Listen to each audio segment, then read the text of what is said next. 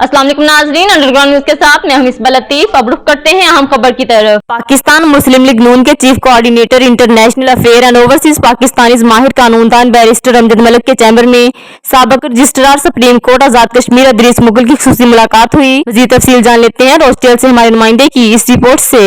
साबिक registrar supreme court आजाद कश्मीर इदरीस मुगल की barrister Amjad Malik से उनके चैम्बर में खुसूसी मुलाकात हुई। ओवरसीज पाकिस्तानी कमीशन आजाद कश्मीर की बाबत प्रोग्रेस का जायजा लिया गया और आजाद कश्मीर की ओवरसीज पाकिस्तानियों के अंदरूनी व बैरूनी मसाइल के अलावा मसला कश्मीर के बारे कश्मीरियों के तासरात पर संजीदा व तफसीलन बातचीत हुई और chief coordinator international affair and overseas Pakistani barrister Amjad Malik ने अपनी किताब पाकिस्तान का सफर भी इनको पेश की। जी अस्सलाम वालेकुम जी। इदरीस मुगल साहब हमारे बहुत दरीना साथी हैं।